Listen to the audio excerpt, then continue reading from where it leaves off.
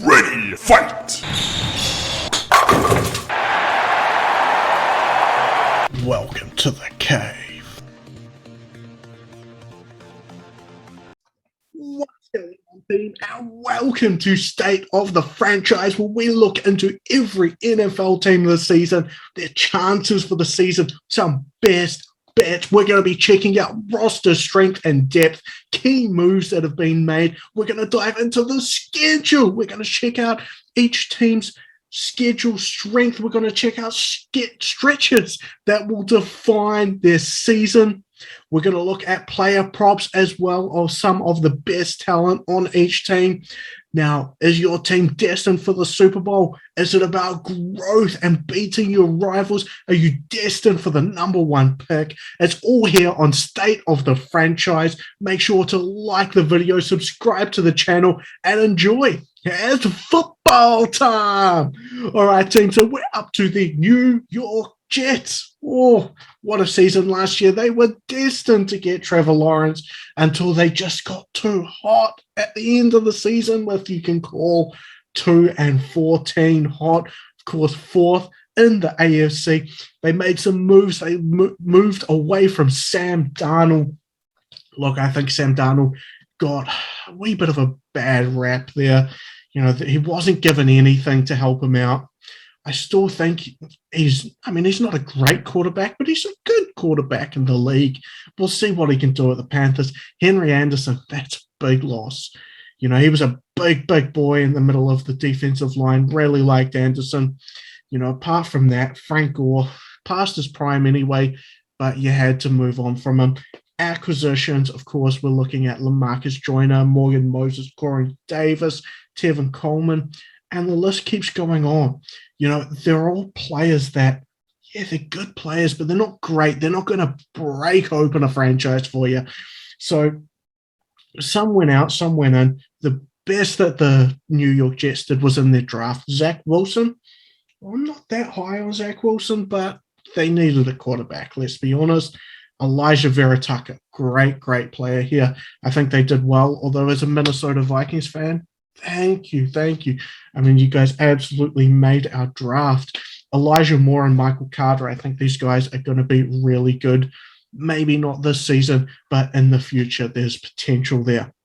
All right, so roster strength on this team is not as bad as we think. I'm going to give them a B- for offense and a B- for defense. That's not bad at all. I'm going to call them the 24th best roster. Hey, that's a good, solid amount of teams below them. Now, a lot of what happened last season came down to injuries, came down to coaching. This season, they have a lot better in the coaching department. I cannot stress how much better they have in the coaching department. So I really like this roster. It's better, you know. It was decent last season. Not good. It was decent. But yeah, injuries hit. The coaching was horrific. And then they snowballed. I mean, but they got those wins at the end of the season, and that showed, you know, this team wasn't a complete fucking dumpster fire. So moving on, roster depth, and there's nothing there. I'm going to give them a 1 out of 5 for offense and a 1 out of 5 for defense. Look, this actually, you know what? Defensively, 0, 0. Absolutely nothing. I'm going to give them a big fat 0 on defense. It's just bad. You know, a few injuries. It doesn't even have to be key injuries, guys. A few injuries or suspensions. It's going to happen. It's the Jets. Yeah, this team could go for another dumpster fire season. Schedule, of course, they are in the AFC East, so they will be playing the AFC South and the NFC South. Strength of schedule tied for the 19th hardest, so 0.489. Hey, the thing with the Jets, they need an easy schedule. Doesn't help them when they have it. Give them a hard schedule. That doesn't really help them either. This franchise has been going downhill ever since the Mark Sanchez butt fumble. Now, 132, 138, and 2 was how their opposition went last season. That's not terrible. They play 6 playoff teams. Ooh, 6 losses right there off the bat. Ouch. The key stretch for the New York Jets is going to be week 11 to 14. So they play versus the Dolphins, at the Texans, versus the Eagles, versus the Saints. They have to win 2 of those games. Absolute have to win 2 of those games. If they can't win 2 of those games, this could be a very, very poor season for the New York Jets. They will be down there. They won't get the number 1 pick. They won't, because it's the Jets, and they just don't do that. They'll get the 2 or the 3. They won't get the 1. So definitely could go for another terrible season if they don't do something in that wee stretch there. Now, predictions. I've run through, and I was kind to them. Like I said, B minus, B minus. Hey, I don't mind this team. I don't think Zach Wilson's a good quarterback, but I don't mind this team. Now, I went 4 wins. 4 wins for the New York Jets. I mean, I'm being kind here. I'm being very, very kind. You know, I could be fishing a wee bit, but 4 wins for the Jets, I think that's a decent number. If we look at the under-over for where we're at, 6.5. 6.5 victories for the freaking Jets. Under all day, absolutely under. I saw the 6.5 auto bet straight away. Didn't even think twice about that. Absolute auto bet. Sure, it's a low odds, 162, but absolute auto bet on the under 6.5 wins. Wow. That is just too good. Player props. Michael Carter, the 4th round rookie running back. Sure, there's not a lot in this running back room. Tevin Coleman's going to be leading the team out. And then it's scrub. But under his numbers at 600 freaking rushing yards? No way. When is this team going to be running the ball? They might be lucky to get 600 yards for the season, for the team. They're going to be throwing the ball the entire season because they're going to be behind. They're going to have to throw the ball.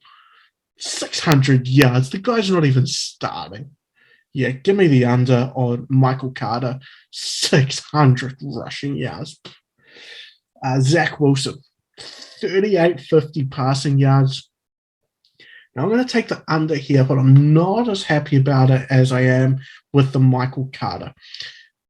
The Jets are going to be throwing the ball. My only issue is, who are they going to be throwing the ball to? Sure, Jamison Crowder's there. I like Crowder out of the slot. You've got Corey Davis. Overrated. Corey Davis, you know, he had that good season last year.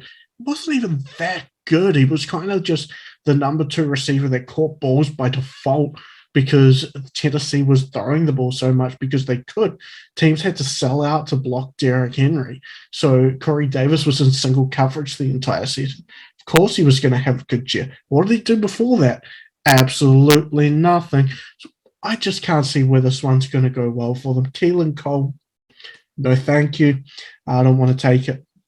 Braxton Berrios might actually be the 2nd best receiver in that team, and he's destined for a life of backup because he has to play behind Jamison Crowder in the frickin' slot. Like, come on, it's just not going to happen there.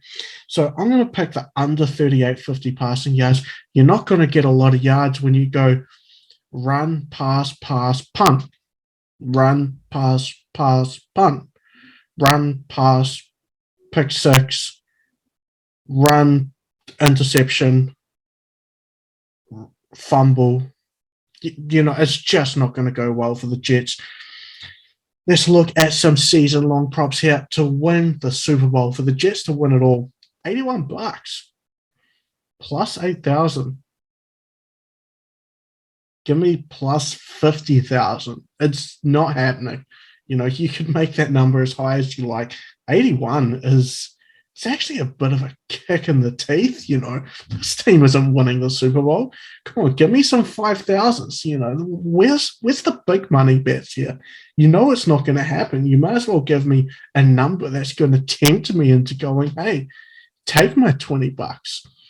To win the AFC East, 21. I mean, 21 to win the AFC East, 81 to win the Super Bowl. Guys, these numbers aren't matching up. You know, it makes no sense here. You're making no sense. don't like that either, let's be honest. To make the playoffs $5, that would be the only thing I would slightly even consider, but I'm still not going near it. I mean, this is a 4-win team, and I'm being generous.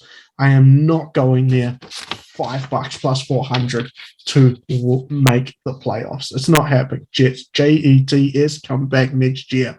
Now, there we go, team. That is the state of the franchise for the New York Jets. Of course, team, check out my other videos in the series as we work our way through the entire league. Make sure to like the video, subscribe to the channel so you can see where all of our great content drops. I'm Caveman Bets, and it's football time.